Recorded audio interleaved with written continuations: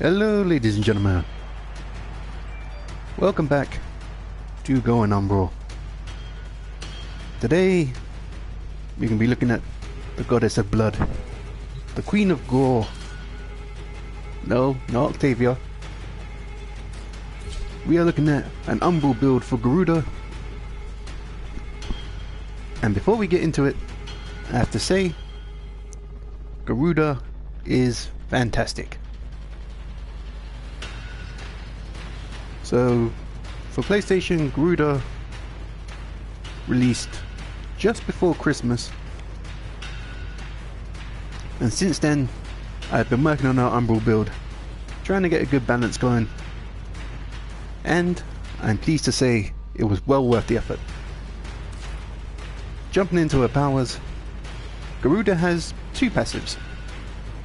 One, her damage increases the closer she is to death. So the more and more health Garuda is missing, the more and more damage she's going to be able to do.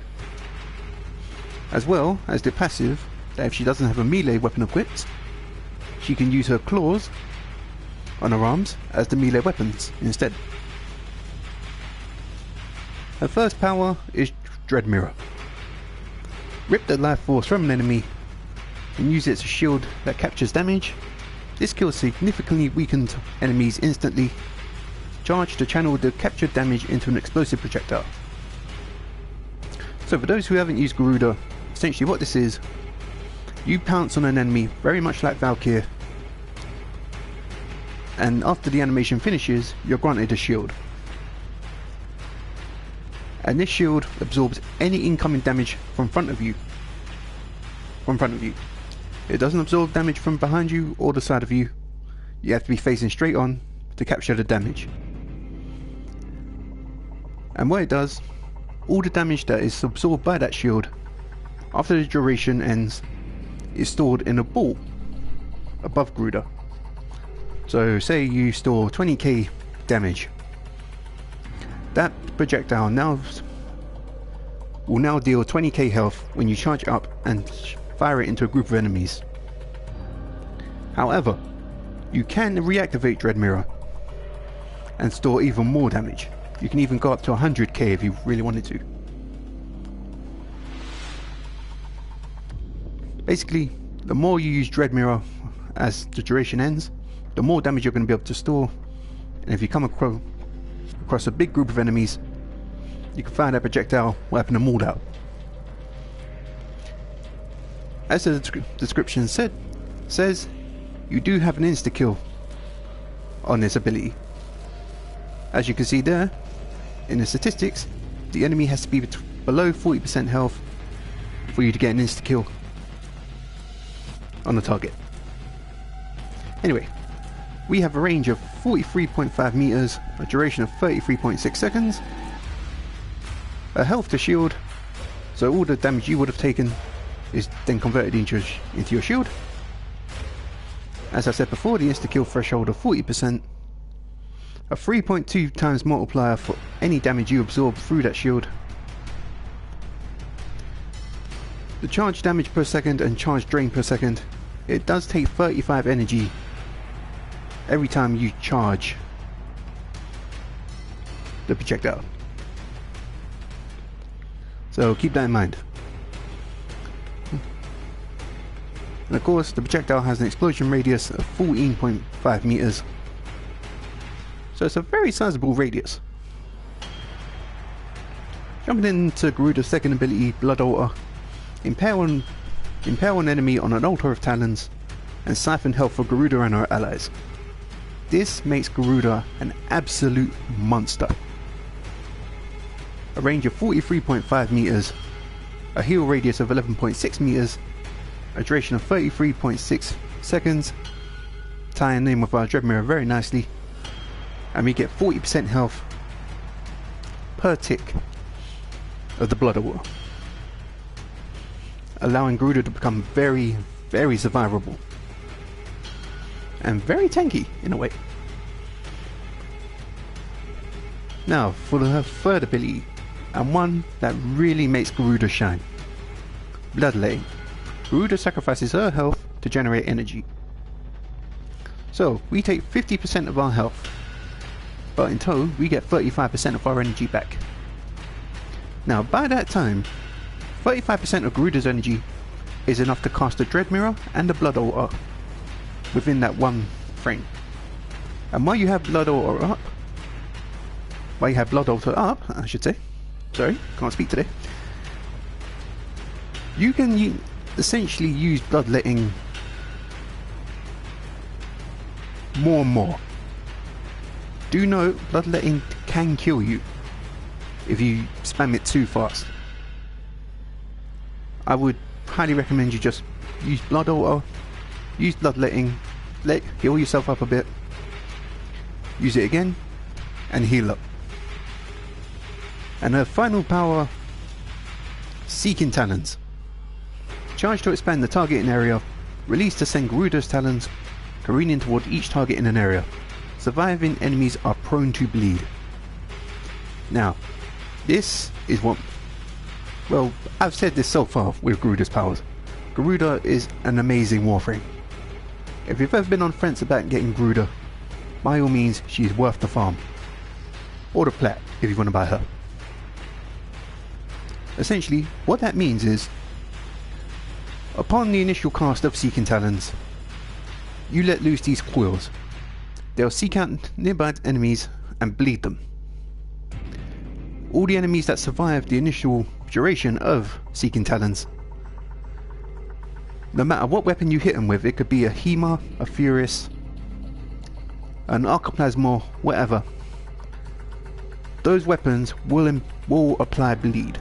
As you can see there, we have an 80% chance to bleed a target with whatever weapon we use. So essentially, if you're using a very high critical weapon and you get the bleed chance from Seeking Talons, that enemy's gonna die. Like, pretty quick.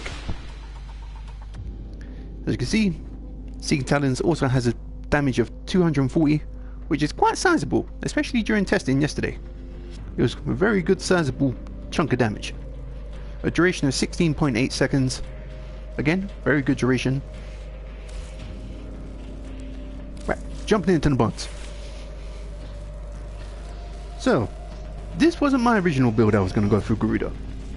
My original building consisted of narrow-minded and ordered corrupted mods to try and find a balance. But I weren't too happy with that setup, so I went over it again, and this is the reworked build I came up with. For the Exodus we have... not Exodus. For the Aura we have Growing Power. Now the build I have on Garuda's Talons is pretty much full status. So if I use Garuda's Talons, or the Hema, which I've paired her up with, or the Furious, which is my backup, I'm going to be proccing status quite a lot, which means it's pretty much a guaranteed 25% power strength for Garuda, which means more damage on her quills, more health gain back from her Blood Altar,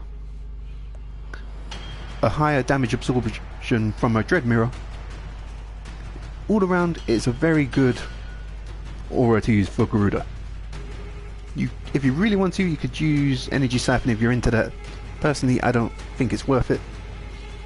Or you can use Corrosive Projection, but for my playstyle and the weapons I pair Garuda up with, Growing Power just fits so perfectly. Right, we are running an Umbral build on Garuda, so it makes more sense to put Umbral Vitality and Umbral Intensify on her. Not only to bulk her up quite a lot, but to make her even more powerful. As you can see, with just Umbral Vitality and Umbral Intensify, we are sitting at 750 health. Now, unfortunately, I didn't have enough space to put Umbral Fiber on. As you can see, pretty much all my slots are forward, and that would have just... I would have had 4 more space. I probably could have fit on if I formed the Exodus. However, 4 former I thought was a pretty big investment already. We have Prime Continuity for duration and Constitution for even more duration. to give us that sizable duration on our buffs and our Dread Mirror, as well as the bleed chance from Seeking Talons. Now, Constitution also comes with a bonus of having faster knockdown recovery. I've stated this before, in higher level gameplay, at least from my personal experience, if I get knocked down and there's a bombard or a heavy gunner or something that can fire loads of bullets and mow me down quickly, I want to be knocked down and get back up straight away. Otherwise you're gonna die. Even Garuda with her 600 armor. There's a time limit alert available. Lotus, I'm doing Check something. Navigation. Please. Vamoose. Thank you. Right, where was I? Yeah. So essentially, if I get knocked down, even with Garuda's 600 armor, she can still be pretty squishy. Though she does have beefier armor like Rhino, Rhino has the benefit of iron skin. Garuda, not so much. She relies very much on being in a proximity of a blood altar to heal up. Right, we have Power Drift for extra power strength and a chance to resist the knockdown altogether. Again, just adds a bit of survivability as well as power strength to the setup. Now, one thing I discovered about Garuda, you don't need to build overextensive amounts of power efficiency, on Garuda. Mainly because where you're using Bloodletting and Blood Altar in conjunction with one another, as long as you're careful with it, you're going to have a nigh infinite amount of energy to play around with your abilities. But it doesn't hurt to decrease the cost of those powers by just whacking in Streamline. Otherwise, Bloodletting costs 100 energy to do, and that's a pretty sizable amount. But if you don't want to build efficiency, you can put flow in there for an extra boost. Just for a showcase, let me just pop that in there so you see how much energy you're getting. You're getting 450 energy. Just know your powers are going to be a lot more expensive. But personally, I like a bit of efficiency in my build, so I put in Streamline. We have Stretch for range. I found if you went too much into range, it didn't feel good to play Garuda. From my personal testing, just having Stretch is enough range for me to do what I need to do with her. We have a decent leap on our Dread Mirror. We have decent healing radius on our Blood Altar. And I'm pretty sure range doesn't affect the fourth power. If it does, I will be leaving it in the description below, detailed what I may have missed. Right. We have Steel Fiber for the extra armor, in conjunction with Hunter's Adrenaline. What Hunter's Adrenaline does, converts 45% of damage that you would have taken to your health into your energy, which is a very big boost, especially to Garuda, who can become quite energy hungry at times. But with the ability of Bloodletting and Hunter's Adrenaline, Garuda very rarely runs out of energy. Like very, very rarely.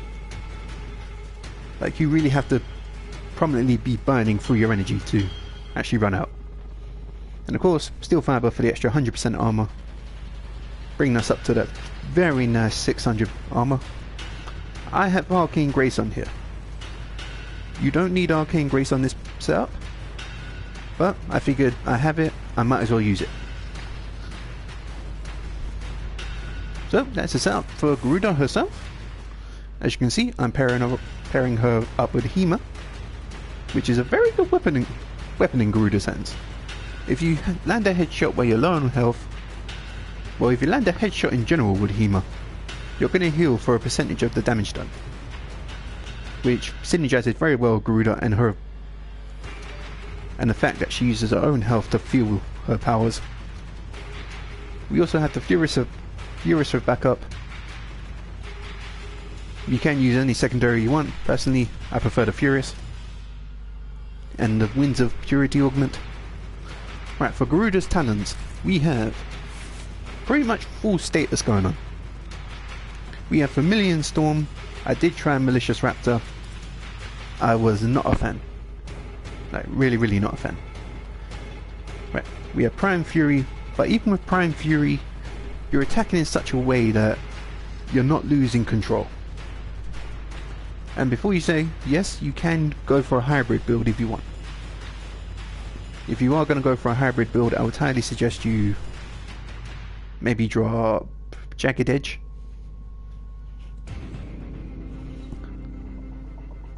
I'd probably drop Jagged Edge and Condition Overload for Blood Rush and maybe a critical damage mod. Right, so we have Prime Fury for the extra attack speed. If you don't have Prime Fury, you can use the normal Fury. Just know you're going to be a bit slower. We have Condition Overload.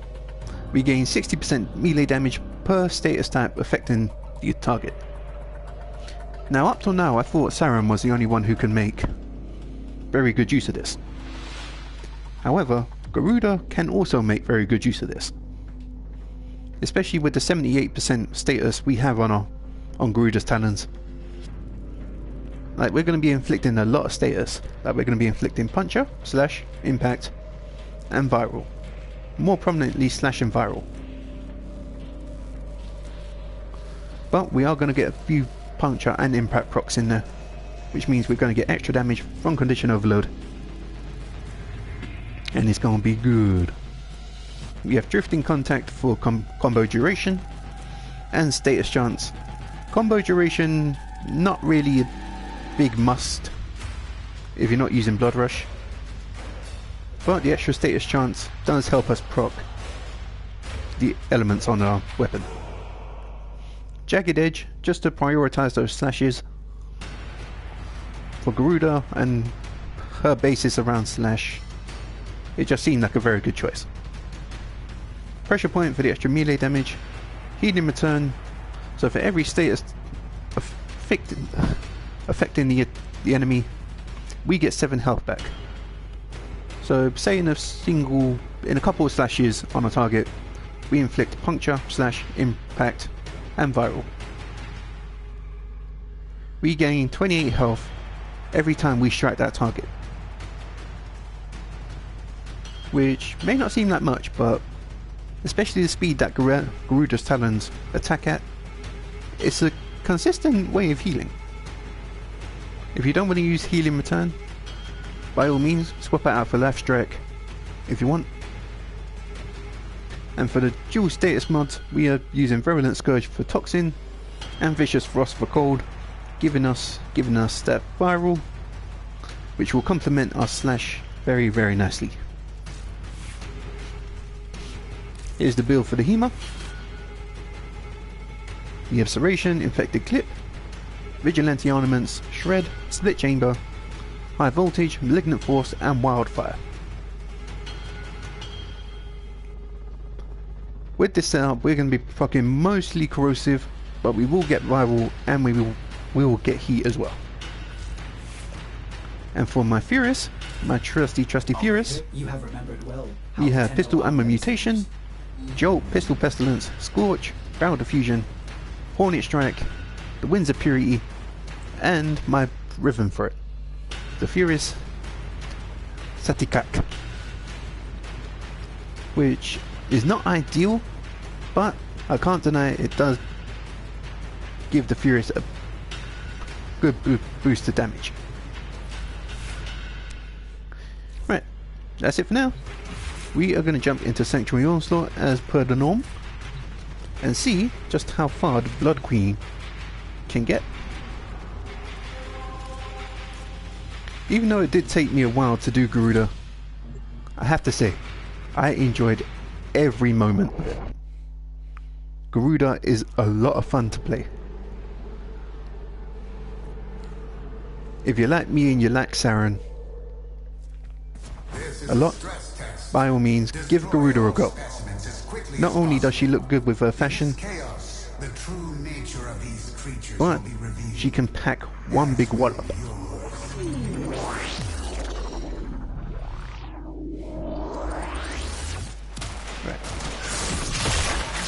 Get that mirror up.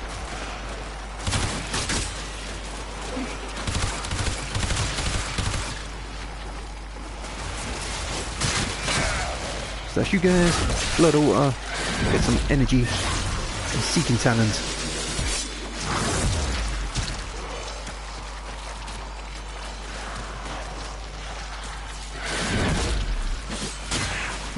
Heal up. Where's where we want it? Oh, there you are. You're hiding from me, dude.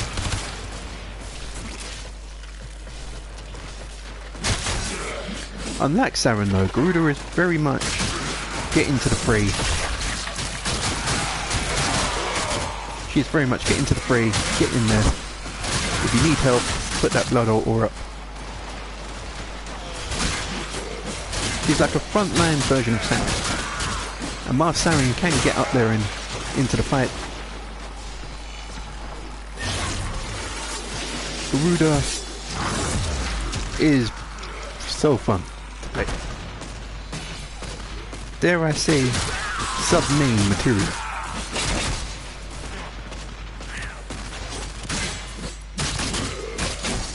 If you've ever been on the fence about getting her, by all means do yourselves a favour. She is a lot of fun to play. I know the grind on Orphalis may be a bit tedious at times, but you know, if you farm for Gara and Revenant, Garuda should not be any different. And trust me, it is worth it. Every single format I invested into Garuda, I consider it well worth the expense.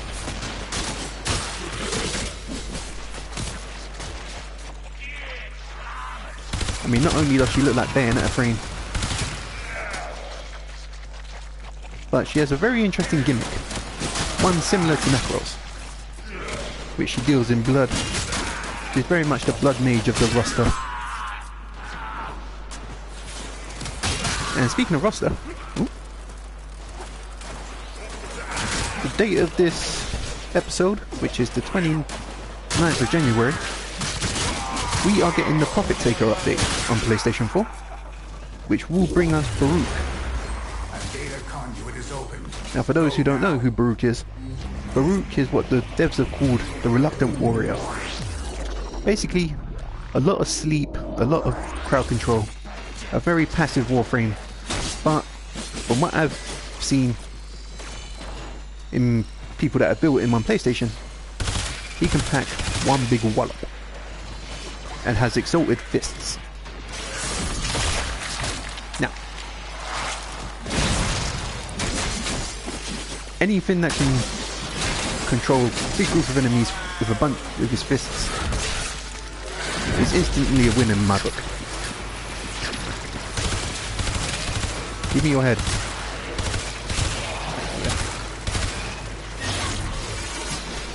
Go for my talons.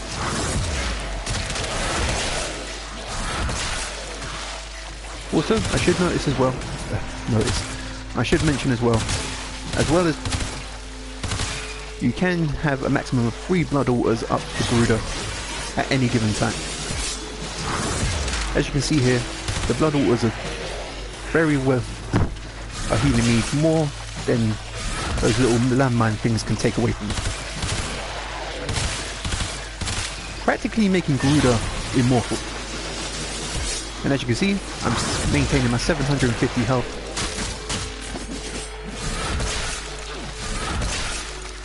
I'm maintaining my 750 health, and my health is going down and up, which means Garuda pretty much has infinite energy for the duration of my blood altar. And come on, who doesn't like infinite energy on their warframes?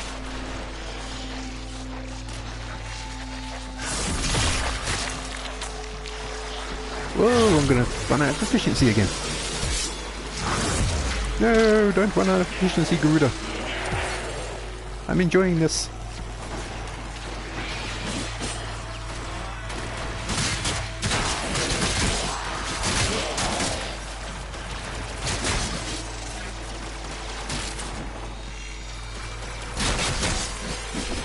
See, not keeping an eye on my efficiency because I'm jibber-jabbering too much. Right. Also, if you cast Seeking Talons while mid-air, you will suspend yourself, which is more than 4 Sepper can do.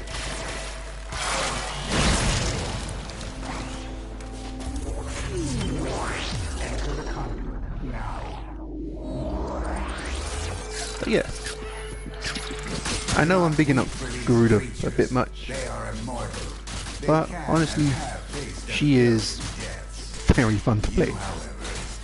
It's been a while since I've had so much fun with a Warframe. I mean, making the Umbral builds for every Warframe allows me to learn a bit more about them, how to play them, their strengths and their weaknesses. And in terms of Garuda, as long as there's no nullifiers around,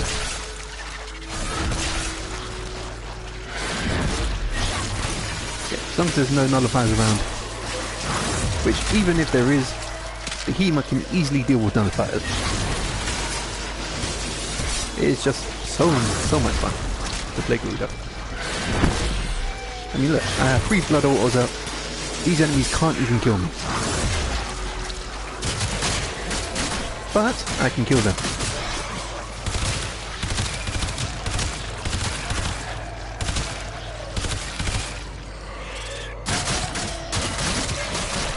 Ah, interested.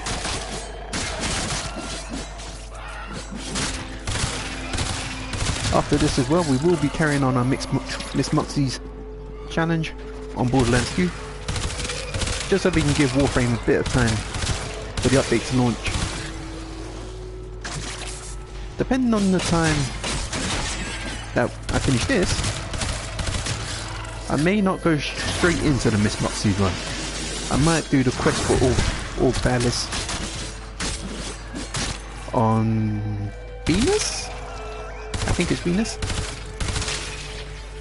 Yeah, Venus. And get that over and done with. Dread Mirror.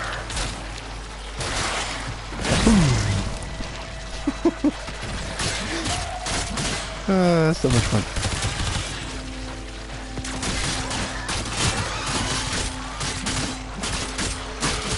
Come here, I'm going to claw you. And for those who are interested, I have ordered my copy of Resident Evil 2. We will be doing a playthrough probably with Leon, and then we will jump into it with Claire. I have opened a new data conduit. Proceed immediately. And from what I was looking up, there is a couple more survivors that you can play as. Like the sergeant we met in the demo and everything. Apparently you can play as him. So if we can unlock him and the mystery 4th player, there we go. Yeah, we can unlock them. We'll do a playthrough corresponding to each character.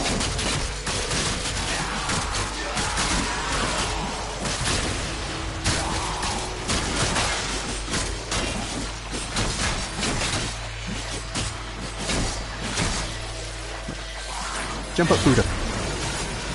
Rain down the quills. Specimens must experience unmatched stress. Increase your effort. Yeah, I'm doing it. Red mirror.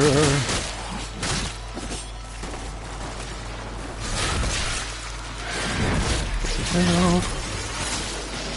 Don't kill me. You're going to kill me. Stop it. Stop.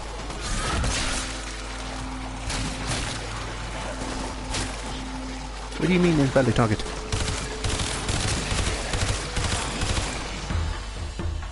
Ah, we ran out of efficiency. But we did reach zone 4. When you are ready to subject these data immortals to a as you can see, Garuda is a lot of fun to play. Like, in case you haven't gathered it by now, Garuda is a must. If you've been on the fence about getting her, don't be. Trust me, just grind her pieces. She is well worth the pickup. And that is it for the Umbral build. Again, there's the build. We're pairing her up with the Hema and the Furious. And Garuda has shown off that you can look good and be deadly at the same time. That's it. That's all for now, guys. I'll see you later. Bye bye now. Pick her up. Trust me. She's worth it.